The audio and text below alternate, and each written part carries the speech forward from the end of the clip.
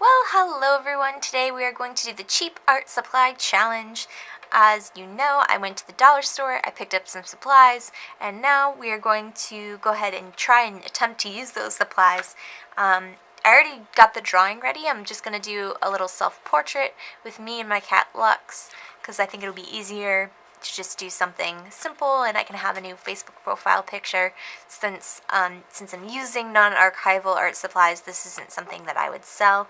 But let's go ahead and get started and see how it goes. So for the cheap art supply challenge, I got brush pens, markers, some ballpoint pens, some scented pens because I couldn't resist, some gel pens, colored pencils, and stickers, which I didn't end up using, but I wanted to show them regardless.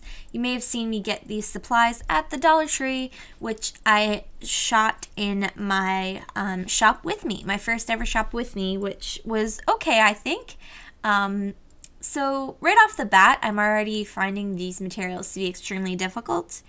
And I went into this challenge pretty optimistic. I knew that it would be challenging to come up with something that I really liked.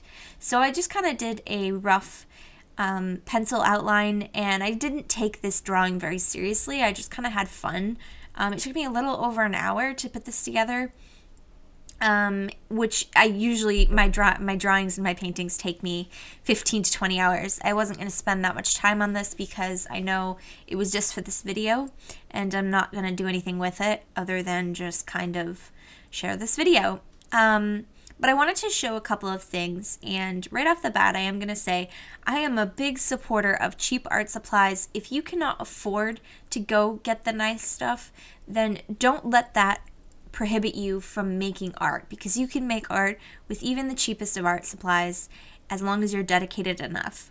Now, that being said, expensive art supplies are definitely worth the price tag. They are archival, which means they last longer than the cheap art supplies, and when you make the painting or the drawing, that painting or drawing will last for hundreds of years instead of 10 to 20 years.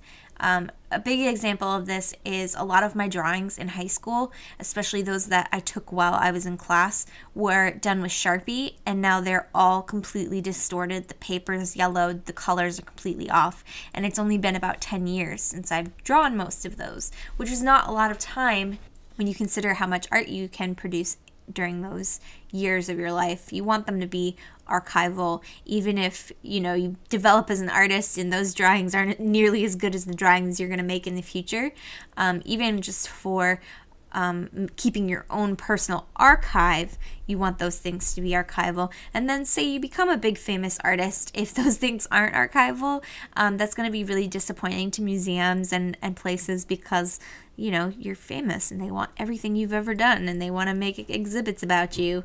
I mean, that would be the coolest thing ever. Anyways, I'm getting a little off topic now, but the most challenging thing, I think, were the brush pens. They were really difficult to work with. You can see in the green of the shirt, and I tried to use them a little bit of the yellow of my hair. They just were extremely frustrating. They weren't going on solid. You couldn't work fast with them, and I like to work fast when I know what I'm doing and I'm not really doing small, tiny details in watercolor. So those I didn't use very much at all, and I might even just toss them. I was going to try to donate some of these art supplies to either a local school or a library or something, but I don't even think they could get any use out of them. Colored pencils were great. Crayola, it's not the best thing out there, but they are great to start off with. They're not bad art supplies when you compare it to other art supplies. The gel pens actually are super fun. I use them on the lips and a little bit on the outline of the shirt and the eyes, and Lux's pink nose. I really enjoyed the gel pens, and I'm going to use them in my notebooks and my journals because they're they're really fine tipped and they have a ballpoint, so they're really great. So mostly colored pencils here. The markers actually were okay. The black, as you can see, I tried to use black to use shading in my hair, and it's blue. So the ink for the black marker was not proper ink for a black. It was like a bluish green color. So that was kind of disappointing. Some of the markers were also dried out, especially the bigger tips. The browns and the orange was pretty vibrant, but the brown, the yellow, and a couple of others were pretty dried out. So I had to layer them up to get them to work. So majority of this painting or drawing, really, a majority of this drawing was mostly colored pencils and a little bit of markers. For the face, I do want to mention, so obviously buying nice art supplies, you'll get a variety of colors that you will not get from a Crayola box. Skin tones are extremely hard to get from cheap art supplies. I actually am okay with how this turned out. It's a little washed out because of my lighting setup is really made for painting, not for drawing with colored pencils. So you can't tell exactly how it looks, but what I did was I basically lightly combined yellow and brown and a little bit of red and a little bit of blue to get a skin tone, and I think it came out quite alright considering I was only using these basic colors. Now, another thing you could do is buy cheap art supplies and then maybe save up. If you're drawing a lot of people, you could save up and go to the art store and buy 1 or 2 really nice skin tone pencils and then combine the two, and that's a great way to also build your collection slowly and still get those colors that you really like without spending a ton of money.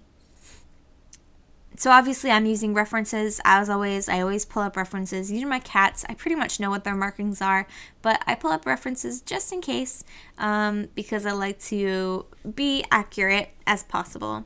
Her eyes obviously are really huge. I meant for them to be huge and cartoony, but they kind of came out a little bit too big.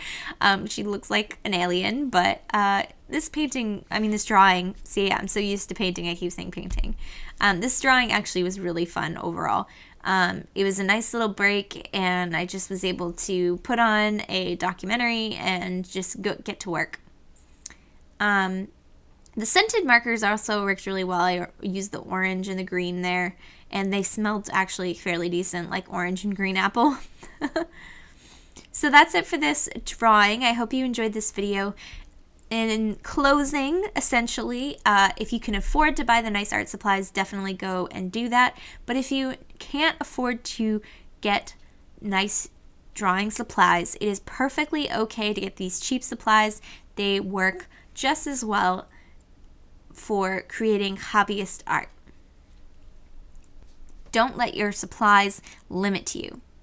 Thanks so much for watching. If you enjoyed this video, please give it a like. I am, of course, very open to suggestions for future art and travel videos. I have been trying to do March Madness, where I do a new video every single other day, and I've already failed at it, but I've got some videos that I'm editing today, this one included, and so I'll be posting every single day for the next couple of days to kind of catch myself up. Hopefully, I can catch myself up and stay on track. This has definitely been a challenge for me, and that's a good thing. Until next time, remember to live, love, and travel on. See you later. Bye!